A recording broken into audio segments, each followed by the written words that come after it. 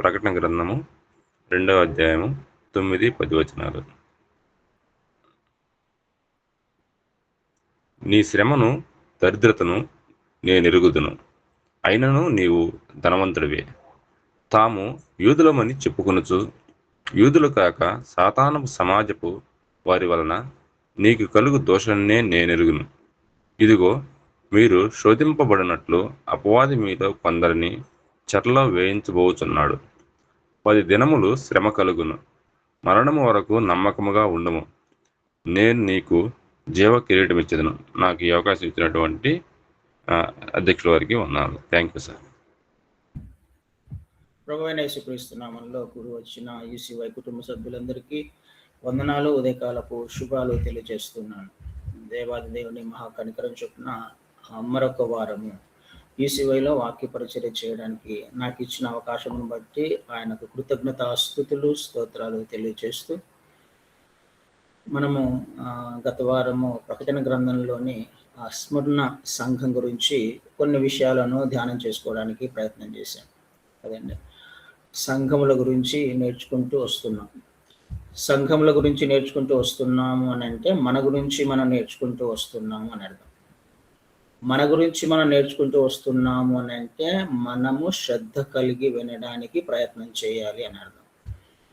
సంఘములతో ఆత్మ మాట్లాడుతున్నప్పుడు, సంఘములతో దేవుడు మాట్లాడుతున్నప్పుడు, అంటే నీతో, నాతో, మనతో ఆత్మ మాట్లాడుతున్నప్పుడు శ్రద్ధ కలిగిన వారమై ఖచ్చితంగా ఉండాలి. మనకంటే ఒక పై అధికారి మాట్లాడుతున్నప్పుడు మన పోస్చర్ కానీ లేకపోతే మన యాటిట్యూడ్ కానీ ఎంత అటెన్షన్గా ఉంటుందో కదండి. పై అధికారి ఎవరైనా మనతో మాట్లాడుతున్నప్పుడు చేతులు కట్టుకొని లేకపోతే చక్కగా ఆ వ్యక్తి వైపు చూస్తూ ఆయన ఏది చెప్పినా వినడానికి ఎంత శ్రద్ధగా ఉండడానికి ప్రయత్నం చేస్తామో, మన రక్షకుడైన దేవాది దేవుడు సంఘములతో మాట్లాడుతూ ఉన్నప్పుడు చాలా శ్రద్ధగా వినడానికి ప్రయత్నం చేయాలి.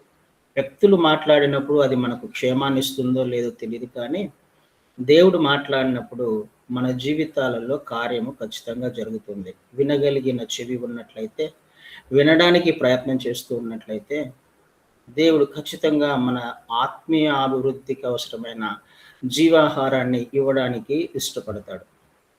ఆ స్థితిలో మనము వినడానికి ప్రయత్నం చేద్దాం. మనం ఇందాక చదవబడిన లేఖన భాగాలను ఒకసారి చూసినట్లయితే స్మరణ సంఘముతో దేవుడు మాట్లాడిన మాటలను మొదటి ఆయన ఏ విధంగా పరిచయం చేసుకున్నాడో మనం చూసాం గత వారం. ప్రతి సంఘంతోనూ కూడా తనను తాను పరిచయం చేసుకుంటున్న విధానాన్ని మనం ఖచ్చితంగా గమనించాలి. ఆ విధమైన పరిచయమును మనం గత వారం నేర్చుకోవడానికి ప్రయత్నం చేశాం. ఈరోజు మరొక ప్రాముఖ్య అంశాన్ని నేర్చుకుందాం.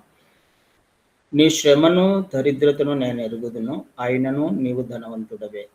ఈ విషయాన్ని దేవుని చిత్తమైతే మరొకసారి నేర్చుకోవడానికి ప్రయత్నం చేద్దాం. అయితే ఇప్పుడు తాము యూదులమని చెప్పుకొనుచు యూదులు కాక సాతాను సమాజపు వారి వలన నీకు కలుగు దూషణ నేను ఎరుగుదును, నీవు పొందబో శ్రమలకు భయపడకుము. సంఘానికి ఒక శ్రమ, దూషణ వస్తుంది. ఈ లేఖన భాగాలను గమనించినట్లయితే సంఘానికి శ్రమలు వస్తున్నాయి, దూషణ వస్తుంది. ఒక గుంపు వలన, కొంతమంది వ్యక్తుల వలన కదండి. సంఘానికి అని అనుకుంటున్నప్పుడు మనము కూడా అందులో ఉన్నాము అనే విషయం జ్ఞాపకం చేసుకోవడానికి ప్రయత్నం చేద్దాం.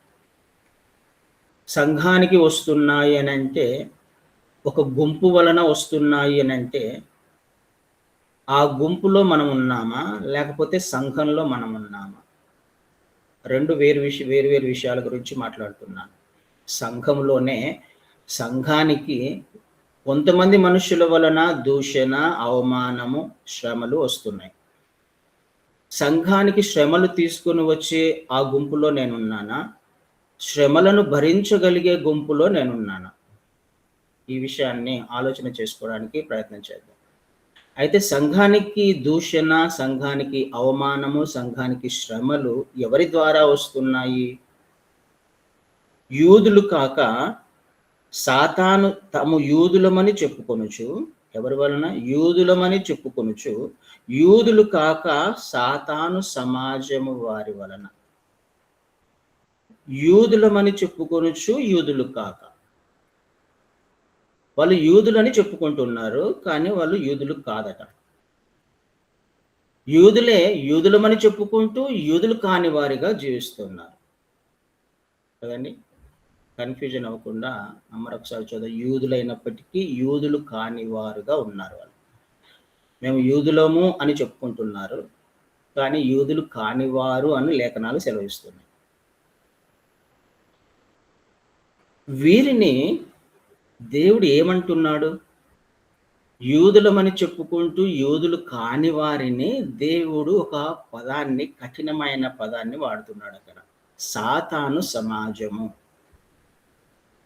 యూదులమని చెప్పుకుంటూ యూదులు కాని వారిని లేఖనాలు సాతాను సమాజము అని పిలుస్తుంది. భయంకరమైన విషయం. అందుకనే శ్రద్ధగా వినడానికి ప్రయత్నం చేయాలి. యూదులమని చెప్పుకుంటూ యూదులు కాని వారి గుంపులో ఉన్నామా? వీరి వలన శ్రమలు అనుభవిస్తున్న వారి గుంపులో ఉన్నాం. ఒకవేళ మొదటి గుంపులో ఉన్నట్లయితే ఆ సమాజాన్ని దేవుడు సాతాను సమాజము అని అంటుంది. లేఖనాలు ఖచ్చితంగా సెలవిస్తున్నాయి సాతాను సమాజము అని. అంటే దీని అర్థం ఏంటి? ఒకసారి యూదులు ఎవరు అసలు కదా? యూదులు కాక యూదులమని చెప్పుకుంటూ యూదులు కానివారు అని అంటున్నాడు కదా. యూదులు ఎవరు అనే విషయం మనం అర్థం చేసుకోవడానికి ప్రయత్నం చేద్దాం. యూదులు ఎవరు? ఎందుకు వాళ్ళు యూదులమని చెప్పుకుంటున్నారు? లేఖనాలు ఎందుకు వారిని యూదులు కాదు అని అంటుంది?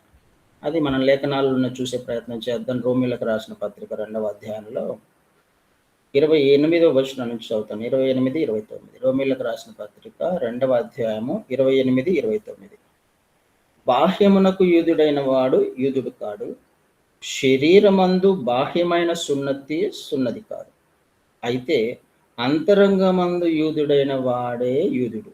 మరియు సున్నతి హృదయ సంబంధమైనదే, ఆత్మయందు జరుగునదే కానీ అక్షరం వలన కలుగున్నది కాదు. అట్టి వానికి మెప్పు మనుషుల వలన కలగదు, దేవుని వలననే కలుగుతుంది.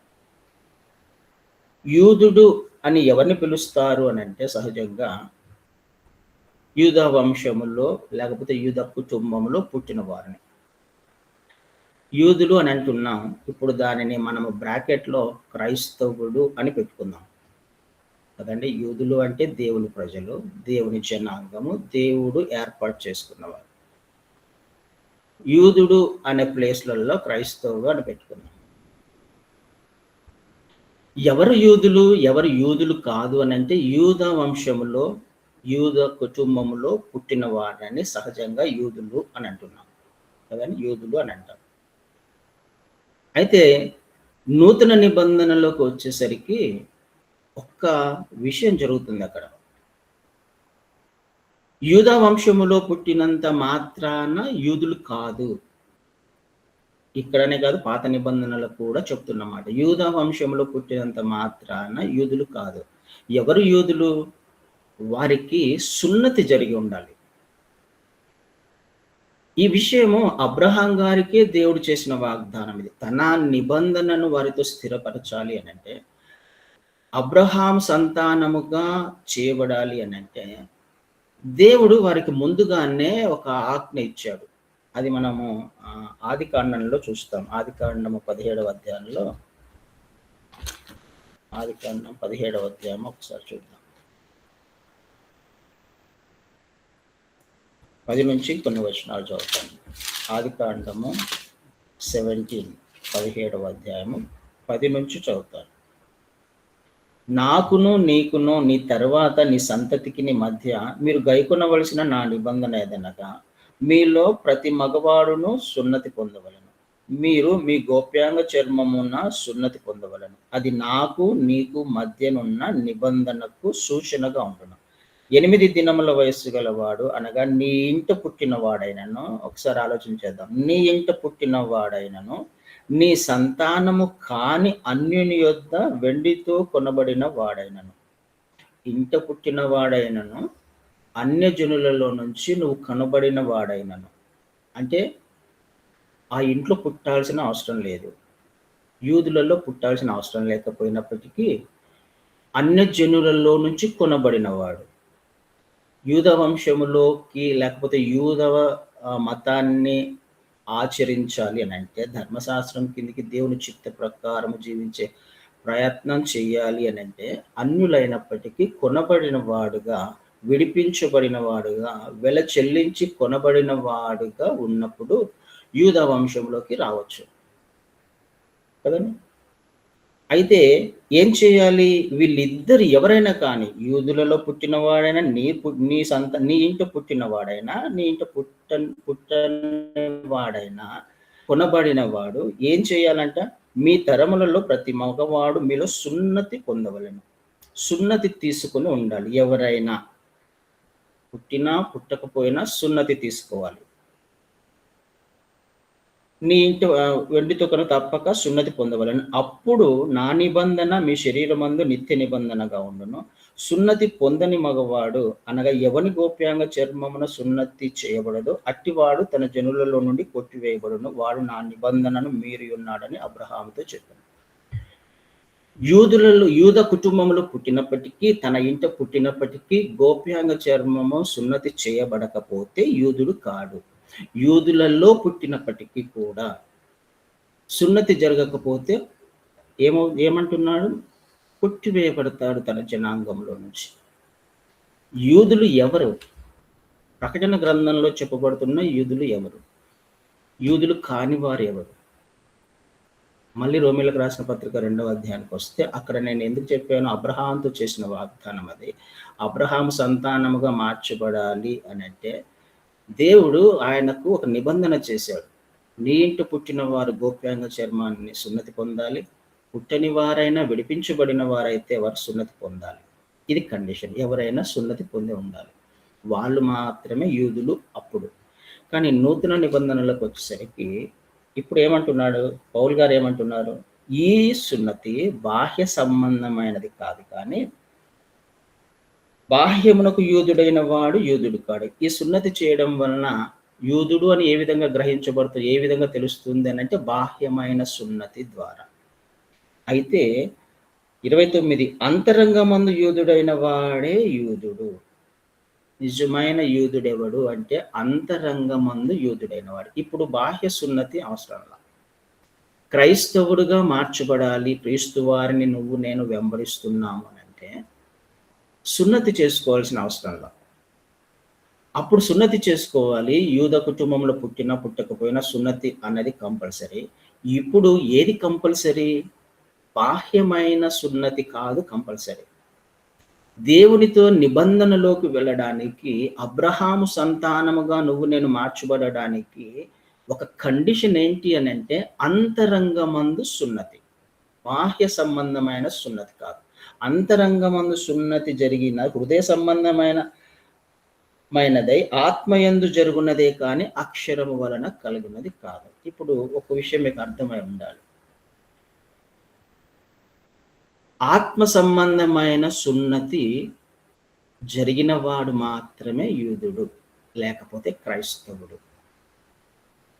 ఆత్మయందు జరిగిన సున్నతి అనే విషయాన్ని మనం ఆలోచన చేస్తే, ఇప్పుడు ప్రకటన గ్రంథంలోకి మళ్ళీ ఒకసారి వెళ్తే, యూదులు కాకయే యూదులమని చెప్పుకుంటూ యూదులు కాని వారిని సాతాను సమాజము అంటుంది. యూదులని చెప్పుకుంటున్నారు, యూదులు కారు అని అంటే అర్థం ఏంటి? 2 విషయాలు జరిగి ఉండాలి. యూద కుటుంబంలో పుట్టి సున్నతి తీసుకొని వారై ఉండాలి కదా. యూద కుటుంబంలోనే పుట్టింటారు, కానీ సున్నతి తీసుకోలేదు కాబట్టి వాళ్ళు యూదులు కాదు. దేవుడు వారిని యూదులలోకి తీసుకోడు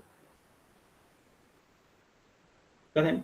యూద కుటుంబంలో పుట్టకపోయినా వారు సున్నతి తీసుకొని ధర్మశాస్త్రాన్ని అనుసరించని వారుగా ఉండేవారు కూడా యూదులు కాదు కదండి. హృదయ సంబంధమైనది అది.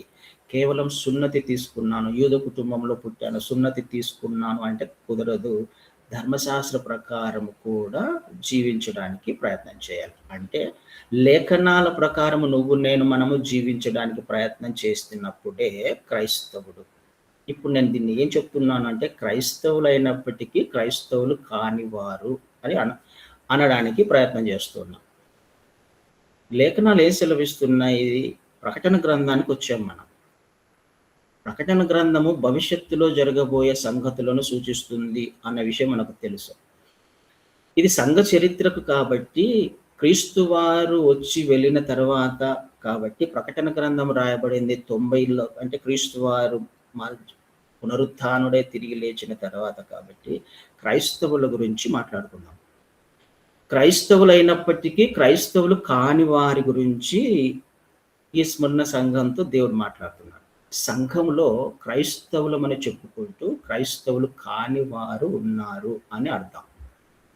ఈ క్రైస్తవులమని చెప్పుకుంటూ క్రైస్తవులు కాని వారి వలన సంఘానికి క్షేమము లేదు, సంఘానికి శ్రమలు వస్తాయి, సంఘము ఇబ్బందుల పాలవుతుంది, సంఘము దూషణ పాలవుతుంది, సంఘము దేవునికి అవమానకరంగా జీవిస్తుంది. ఎందుకు? క్రైస్తవులే అని వాళ్ళు అనుకుంటున్నారు. ఏమనుకుంటున్నారు? క్రైస్తవ కుటుంబంలో పుట్టినంత మాత్రాన క్రైస్తవులు కాదు అని అర్థం. యూదుల కుటుంబంలో అబ్రహాము ఇంట పుట్టినంత మాత్రాన యూదుడు కాదు, సున్నతి జరిగి ఉండాలి. క్రైస్తవునిగా పుట్టినంత మాత్రాన క్రైస్తవుడి కాదు, సున్నతి జరిగి ఉండాలి హృదయానికి కదండి. క్రైస్తవ కుటుంబంలో పుట్టిన ఎవరు కూడా క్రైస్తవుడు కాదు. క్రీస్తు వారిని సొంత రక్షకుడిగా అంగీకరించిన వారే మారు మనస్సు, పశ్చాత్తాపము, తానెవరో గుర్తించి క్రీస్తు వారు ఎవరో తెలుసుకుని ఆయన ఎందుకు ఈ లోకంలోకి వచ్చినాడో నిజమైన గ్రహింపు, పశ్చాత్తాపము కలిగిన వ్యక్తి మాత్రమే క్రైస్తవుడు. హృదయానికి జరిగిన సున్నతి మాత్రమే సున్నతి. క్రైస్తవుల కుటుంబంలో పుట్టాను అని అనుకుంటే క్రైస్తవుడు కాదు. వీరి వలన, అలాంటి వారి వలన సంఘానికి దూషణ. ఎందుకు?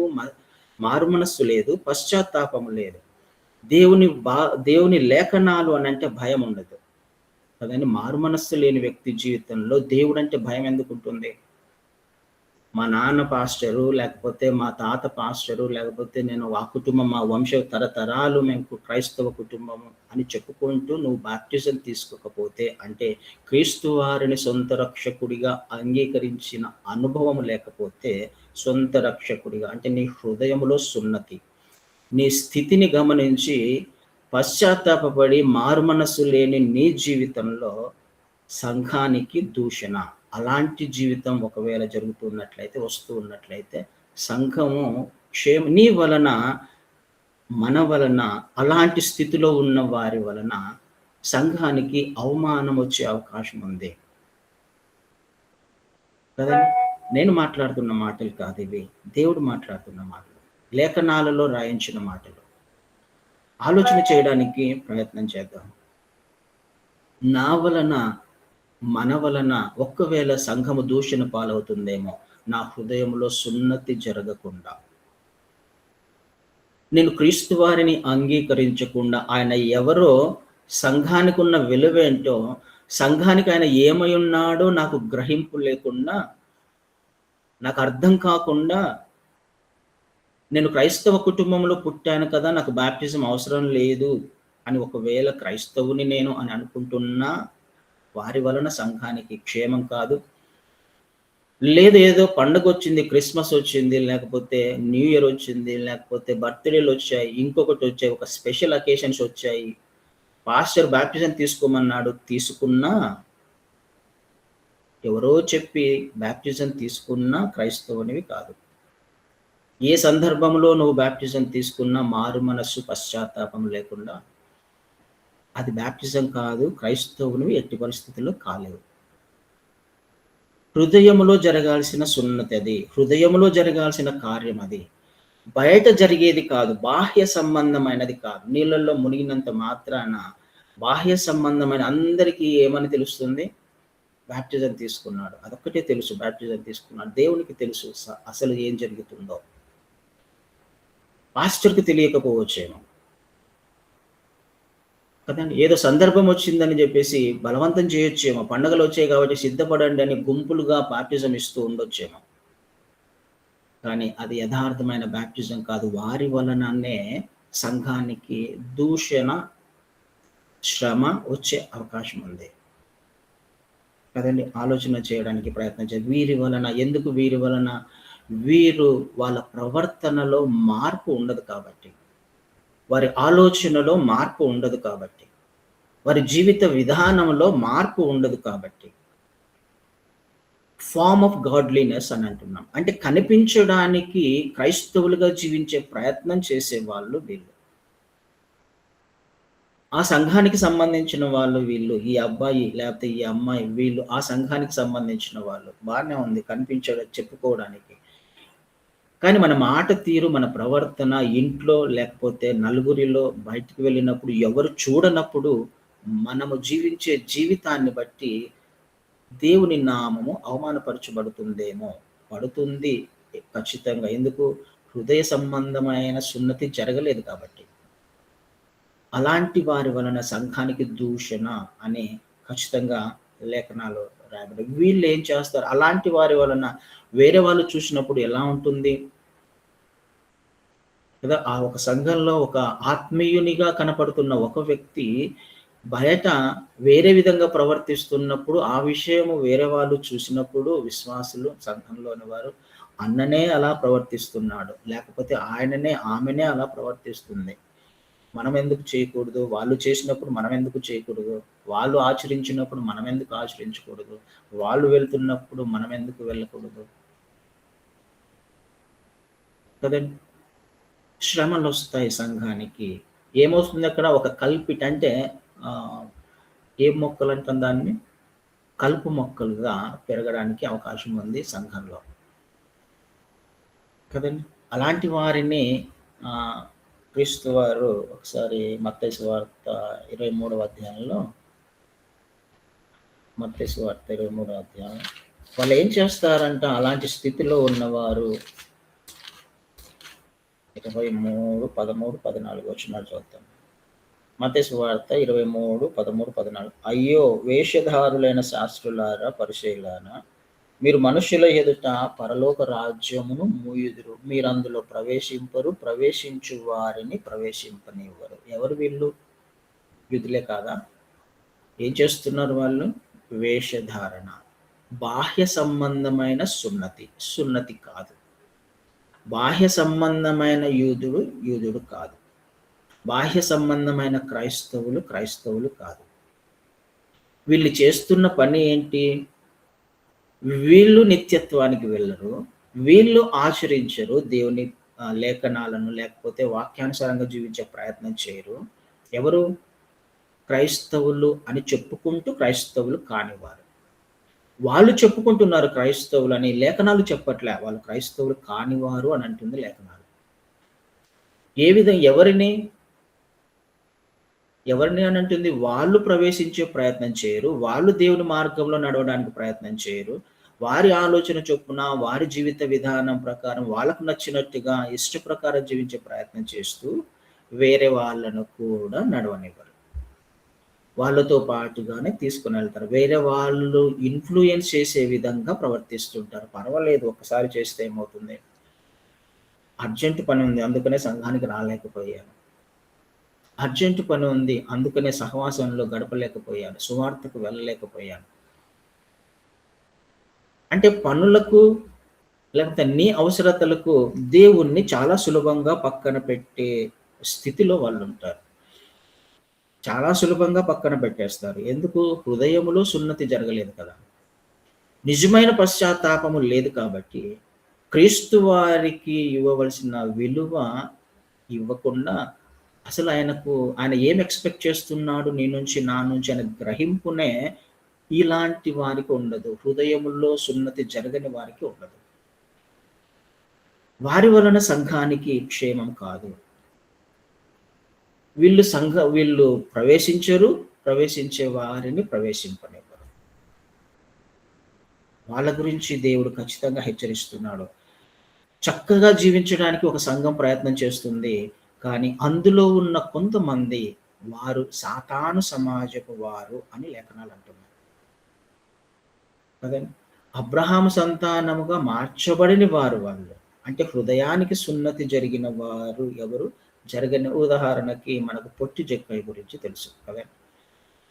అర్థం చేసుకోవడానికి. ఎవరు యూదులు కానప్పటికీ యూదులైన వారంటే ఎవరు? యూదులెవరు? యూదులు కాని వారు యూద కుటుంబంలో ఎలా చేర్చబడాలి? ఎలా చేర్చబడ్డాడు పొట్టి జక్కయ్య? కదండి! ఏమన్నారు క్రీస్తు వారు? ఇతను కూడా అబ్రహాము సంతానమే. ఏ విధంగా మార్చబడ్డాడు అబ్రహాము సంతానముగా? సున్నతి చేసుకున్నాడా? యూద కుటుంబంలో పుట్టాడా? పుట్టినవాడు సున్నతి చేసుకున్నాడా? దాని వలన క్రీస్తు వారు అనలా. దేనిని బట్టి అబ్రహాము సంతానముగా అప్పుడు చేయబడ్డాడు. పొట్టి జక్కయ్య ఎవరైనా అప్పుడు అబ్రహాము సంతానంగా చేయబడ్డాడు. ఎప్పుడు చేయబడ్డాడు? తన హృదయములో జరిగిన సున్నతిని బట్టి. కదండి!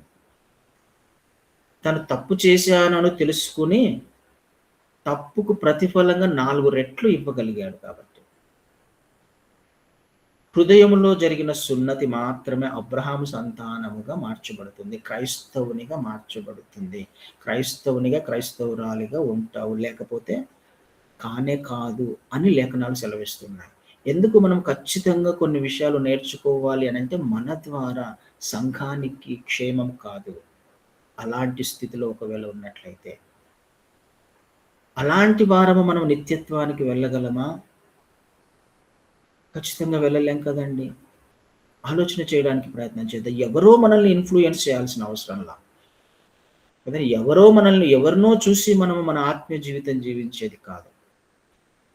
నా ఆత్మీయతను, నా నిత్యత్వాన్ని ఎవరో దొంగిలించుకుపోవడానికి మనం అవకాశం ఇవ్వకూడదు. మనిషి వైపు చూసేది కాదు. బాహ్య సంబంధమైనది కాదు క్రైస్తవ్యం అనేది. దాని ద్వారా మనకే అపాయం.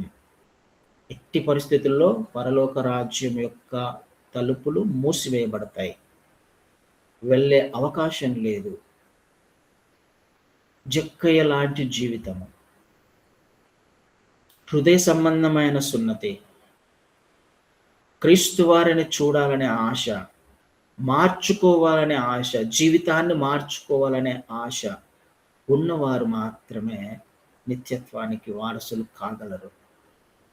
సాతాను సమాజము అనే మాట కఠినమైన మాటే కదండి. మనకు క్రీస్తు వారు కూడా ఈ మాట మాట్లాడతారు. యోహాను సువార్త 8వ అధ్యాయంలో. మీరు అబ్రహాం సంతానము కాదు. ఎవరి గురించి మాట్లాడుతున్నాడు అక్కడ? ఒకసారి మాట చూద్దాం. యోహాను సువార్త 8వ అధ్యాయంలో 31వ వచనంలో, కాబట్టి యేసు తనను నమ్మిన యూదులతో అని మాట్లాడుతూ, ఇవన్నీ 8వ అధ్యాయం అంతా యూదులతో మాట్లాడుతున్నమాట. తనను నమ్మిన అంటే విశ్వసించిన విశ్వాసులే కదా వాళ్ళు. అంటే క్రైస్తవులే కదా వాళ్ళు. తనను నమ్మిన వారు అంటే. కానీ ఈ యూదులు ఎలా తయారైపోయారు? తర్వాత కిందికి వస్తున్నప్పుడు క్రీస్తు వారు కొన్ని విషయాలు మాట్లాడుతున్నప్పుడు, హృదయ సంబంధమైన విషయాలను మాట్లాడుతున్నప్పుడు, హృదయములో మార్పు తీసుకురావాలని ప్రయత్నం చేస్తున్నప్పుడు ఈ యూదులే ఏ విధంగా తయారయ్యారు? క్రీస్తు వారి మీద తిరుగుబాటు చేసే విధంగా, క్రీస్తు వారిని ఎదిరించి మాట్లాడే విధంగా వచ్చేస్తారు కిందికి వచ్చినప్పుడు. మేము అలాంటి వాళ్ళం కాదు, ఇలాంటి వాళ్ళం కాదు, మేము వ్యభిచారం వలన పుట్టిన వారం కాదు, మేము అబ్రహాం సంతానమే, మీరు అబ్రహాం సంతానం అయితే ఇలా ఉంటారు అని అనుకున్నప్పుడు క్రీస్తు వారు 44వ వచనంలో ఒక మాట మాట్లాడతారు. మీరు మీ తండ్రి యగు అపవాది సంబంధులు. ఎవరి గురించి మీరు అని అంటే? యూదుల గురించి, అంటే విశ్వాసుల గురించినే మాట్లాడుతున్నాడు. మీరు మీ తండ్రి యొక్క అపవాది సంబంధులు, మీ తండ్రి దురాశలు నెరవేర్చగోరుచున్నారు. ఆది నుండి వాడు నరహంతకుడై ఉండి సత్యమందు నిలిచిన వాడు కాడు. వాని యందు సత్యమే లేదు. వాడు అబద్ధమాడినప్పుడు తన స్వభావమును అనుసరించి మాట్లాడును. అబద్ధికుడును అబద్ధమునకు జనకుడై ఉన్నాడు. అపవాది సంబంధులు. క్రీస్తు వారు ప్రకటన గ్రంథంలో కూడా అదే కదా మాట్లాడాడు. సాతాను సమాజము. యూదులమని చెప్పుకుంటూ యూదులు కాని వారు సాతాను సమాజం. ఇక్కడ క్రీస్తు వారు మాట్లాడుతున్నది కూడా యూదులతోనే. కానీ వీరిని ఏమని మాట్లాడుతున్నారు? అపవాది సంబంధులు. నన్ను చంపే ప్రయత్నం, నా వాక్యాన్ని గ్రహించక నేను ఎందుకు వచ్చానో తెలుసుకోక మీరు నా మీద తిరుగుబాటు చేస్తున్నారు, నన్ను పట్టుకునే ప్రయత్నం చేస్తున్నారు. అబ్రహాం సంతానం అలా చేయదు కదా. మీరు నిజంగా అబ్రహాం సంతానమే అయితే, అంటే మీరు నిజంగా క్రైస్తవులే అయితే నాకు వ్యతిరేకంగా ఏ విధంగా జీవిస్తారు, నాకు వ్యతిరేకంగా ఏ విధంగా బ్రతుకుతారు, మీ ఆలోచన ఎందుకు ఇలా ఉంది, ఆలోచన చేయడానికి ప్రయత్నం చేద్దాం. అపవాది సంబంధంలో, ప్రకటన గ్రంథంలో సాతాను సమాజము, ఆలోచన చేద్దాం అండి. మన జీవితము ఎలా ఉంది, ఈ రెండు గుంపులలో ఏ గుంపులో ఉన్నాను, దేవునికి లేకపోతే సంఘానికి శ్రమలు దూషణ తీసుకొచ్చే గుంపులో ఉన్నానా, ఈ శ్రమలు భరించే గుంపులో ఉన్నానా, సహించే గుంపులో ఉన్నానా? సహించే గుంపులో ఉంటే మనం ధన్యులము, కానీ శ్రమలను తీసుకుని వచ్చే గుంపులో ఉంటే మనకంటే దౌర్భాగ్యుడు ఎవరు ఉండరు. మనం నిత్యత్వానికి వెళ్ళడానికి ఖచ్చితంగా అవకాశం లేదు కదండి. మన మార్గము, మన ఆలోచనలు ఎలా ఉన్నాయి అన్నది కాదు. యూదులు అనుకుంటున్నారు కదా మేము యూదులమే అని. అంటే మనకు కొన్ని అతిశయపడుతూ ఉంటాం మన స్థితిని బట్టి. నేను అది, నేను ఇది అని. నిన్ను గురించి నువ్వు ఏమనుకుంటున్నావు అన్నది కాదు క్రీస్తు వారికి కావాల్సింది. నిన్ను గురించి దేవుడు ఏమనుకుంటున్నాడో కావాలి. నిజమైన యూదునివా, హృదయ సంబంధమైనదేనా నీ సున్నతి అన్నది దేవుడు నిర్ణయం చేస్తాడు. ఆయనకు సంబంధించినది. నువ్వు నీ గురించి నువ్వు అనుకో. ఒకని మార్గం వారికి ఎలా కనిపిస్తుందంటే యథార్థంగా కనిపిస్తుంది, కానీ తుదకది మరణానికి తీసుకుని వెళ్తుంది. నేను వెళ్తున్న మార్గము, నేను చేస్తున్న ఆలోచన, నా క్రైస్తవ్యము, నా విశ్వాసము, నా ఆత్మీయత నాకు బాగా కనిపించవచ్చు. నాకు కనిపించాల్సింది కాదు ఇది క్రైస్తవ్యం అనేది. నువ్వు ఎవరిని వెంబడిస్తున్నావో వారికి కనిపించాలి, వారు మెచ్చుకోవాలి కదండి. ఆయన అంగీకరించాలి. ఒకవేళ అలాంటి స్థితిలో లేకపోతే సంఘానికి నీ వలన, నా వలన, మన వలన దూషణ, శ్రమల పాలయ్యే అవకాశం ఉంది. ఆలోచన చేద్దాం. యూదులు కాని వారమా, యూదులు అయిన వారమా? యూదులం అయితే అంటే క్రైస్తవులమా, క్రైస్తవులము కాని వారమా? క్రైస్తవులము అని చెప్పుకుంటున్న వారమా? నిజమైన క్రైస్తవులు ఎలా ఉండాలని దేవుడు కోరుకుంటున్నాడు? అలాంటి స్థితిలో ఉండడానికి ప్రయత్నం చేద్దాం. చివరి దినాల్లో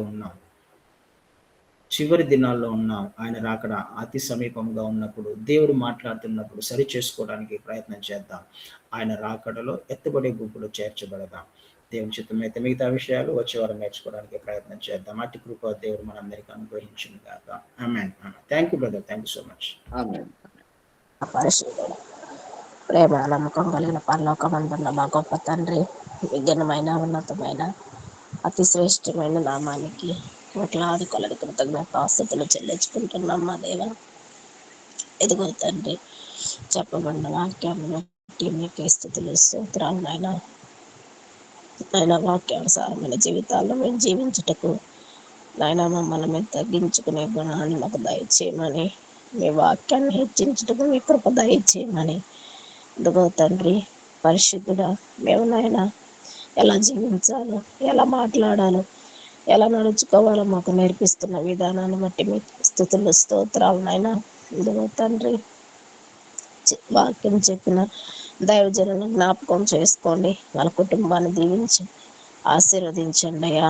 ఇదిగో తండ్రి, వాళ్ళు చేస్తున్న పరిచర్యల్లో, ప్రయాణాల్లో తోడుగా ఉండి సహాయం చేయండి. ఇదిగో నాయన వాక్యాన్ని నాయన నా హృదయాల్లో నీరు కట్టి పల్లింప చేసుకొని నాయన ఆ విధంగా నడుచుకున్నట్టుగా మీ కృప దయచేయమని నాయన ఈ ప్రార్థన తండ్రి యేసుక్రీస్తు పరిశుద్ధమైన నామములో ప్రార్థించి స్తుతించి వేడుకుంటున్నాం మా గొప్ప తండ్రి. ఆమేన్. ఆమేన్. ఆమేన్. ఆమేన్.